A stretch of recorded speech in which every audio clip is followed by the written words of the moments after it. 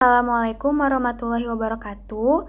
Perkenalkan, kami dari kelompok 10 ingin mempresentasikan masalah dan cara mengatasi masalah dalam konteks belajar dan pembelajaran. Kelompok kami yaitu ada saya sendiri, Niken Dwi Kartikasari sebagai moderator, Ade Rena Berlianing Tias, Dinda Amalia Soleha, Mai Royani, Naila Muntazah, Rifal Azmi, dan Septiani Widi Anggraini.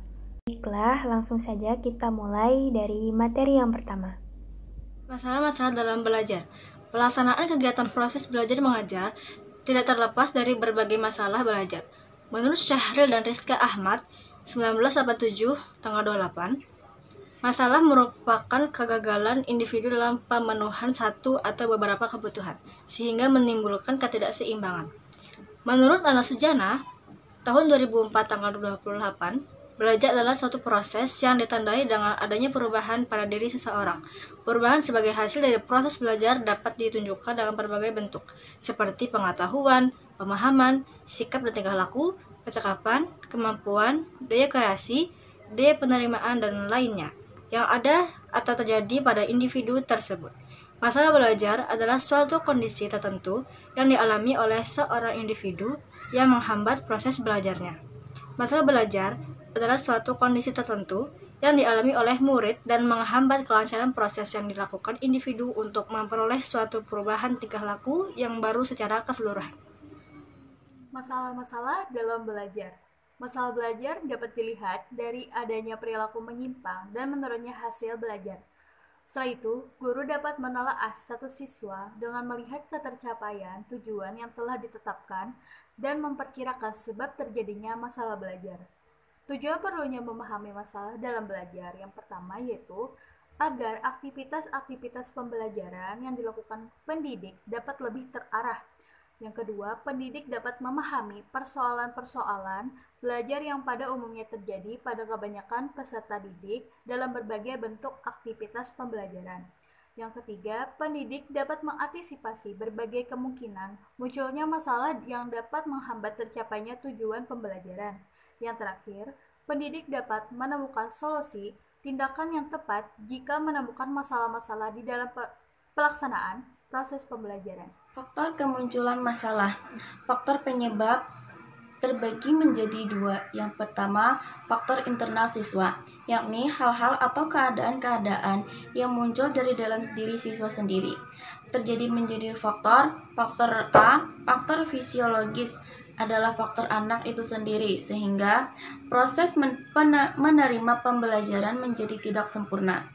Yang B, faktor psikologis, adalah berbagai hal yang berkenaan dengan berbagai perilaku yang ada dibutuhkan dalam belajar. Yang termasuk faktor psikologi ini adalah inteligensi yang dimiliki oleh anak. Faktor eksternal siswa, yakni hal-hal atau keadaan-keadaan yang datang dari luar siswa, yang terbagi menjadi dua. Yang A, faktor sosial, yaitu faktor seperti cara mendidik anak oleh orang tua di rumah. Anak-anak yang tidak mendapatkan perhatian cukup tentunya akan berbeda dengan anak yang mendapatkan perhatian cukup dari orang tuanya. Yang B, faktor non-sosial, yang dapat menjadi penyebab munculnya masalah-masalah kesulitan belajar adalah faktor guru di sekolah, kemudian alat-alat pembelajaran, kondisi tempat, dan pembelajaran serta kurikulum. Baik, selanjutnya saya akan melanjutkan penjelasan mengenai faktor internal kemunculan masalah. Faktor internal siswa meliputi gangguan atau kekurangan kemampuan psikofisik siswa, yakni yang pertama yang bersifat kognitif atau ranah cipta, antara lain seperti rendahnya kapasitas intelektual atau intelijensi siswa. Yang kedua yaitu yang bersifat efektif atau ranah rasa, antara lain seperti labilnya emosi dan sikap. Yang ketiga yang bersifat psikomotor atau ranah karsa, antara lain seperti terganggunya alat indera penglihatan dan pendengaran seperti mata dan telinga. Adalah faktor eksternal kemunculan masalah. Faktor eksternal siswa meliputi semua situasi dan kondisi lingkungan sekitar yang tidak mendukung aktivitas belajar siswa. Faktor ini dibagi menjadi 3 macam, yaitu lingkungan keluarga, contohnya ketidakharmonisan hubungan antara ayah dan ibu, dan rendahnya kehidupan ekonomi keluarga. Selanjutnya, lingkungan perkampungan atau masyarakat, contohnya wilayah perkampungan kumuh atau slum area, dan teman sepermainan peer group yang nakal.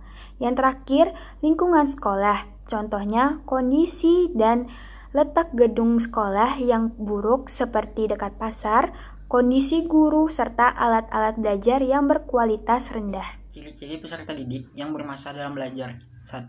Siswa yang tidak mampu mencapai tujuan belajar atau hasil belajar sesuai dengan pencapaian teman-teman seusianya yang ada dalam kelas yang sama. 2. Siswa yang mengalami keterlambatan akademik. 3. Siswa yang secara nyata tidak dapat mencapai kemampuannya sendiri. 4. Siswa yang sangat lambat dalam belajar. 5. Siswa yang kekurangan motivasi dalam belajar. 6. Siswa yang bersikap dan memiliki kebiasaan buruk dalam belajar. 7. Siswa yang sering tidak mengikuti proses belajar mengajar di kelas. 8. Siswa yang mengalami penyimpangan perilaku atau kurang tata krama dalam hubungan intersosial. Nah, di sini ada beberapa cara untuk mengatasi kesulitan dalam belajar. Yang pertama ada identifikasi. Identifikasi adalah suatu kegiatan yang diarahkan untuk menentukan siswa yang mengalami kesulitan belajar. Yang kedua ada diagnosis.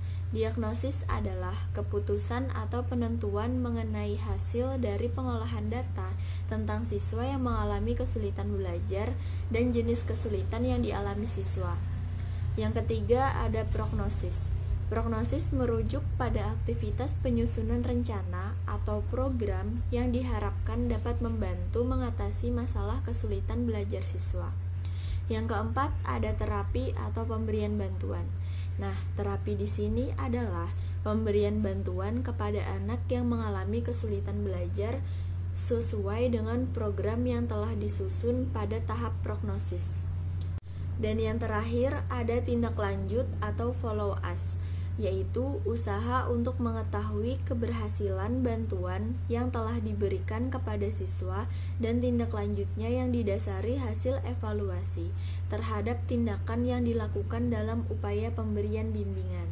Baik, sebelum saya tutup, kesimpulan presentasi dari kelompok kami yaitu masalah belajar adalah suatu keadaan atau kondisi yang dialami oleh siswa sehingga dapat menghambat kelancaran proses belajarnya. Kondisi tertentu ini dapat berkenaan dengan keadaan dirinya, yaitu berupa kelemahan-kelemahan yang dimilikinya, dan dapat juga berkenaan dengan lingkungan yang tidak merugikan dan memberikan dampak buruk bagi dirinya. Masalah-masalah belajar ini tidak hanya dialami oleh siswa dengan kemampuan rendah atau biasa-biasa saja, akan tetapi juga dapat dialami oleh siswa dengan tingkat kecerdasan di atas rata-rata, normal, atau tinggi.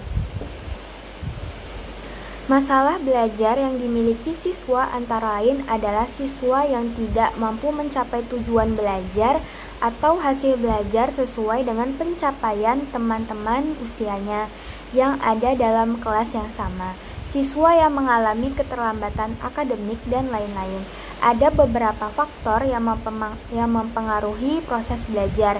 Ada 2 faktor, yaitu faktor eksternal dan internal. Adapun cara penanganannya adalah seperti melakukan motivasi kepada siswa, melakukan perubahan strategi model belajar, menggunakan media belajar yang inovatif, dan ada beberapa cara untuk memotivasi siswa seperti memberi nilai tambahan, hadiah, memberi pengulangan pembelajaran, dan juga memberi ujian. Pembelajaran adalah usaha mengorganisasikan lingkungan belajar sehingga memungkinkan siswa melakukan kegiatan belajar untuk mencapai tujuan pembelajaran dengan menggunakan berbagai media dan sumber media tertentu yang akan mendukung pelajaran itu nantinya. Baik, itu saja kesimpulan dari presentasi kami. Dan mohon maaf apabila terdapat kata-kata yang kurang berkenan dan juga materi yang kami sampaikan belum sempurna. Semoga dapat bermanfaat. Terima kasih. Wassalamualaikum warahmatullahi wabarakatuh.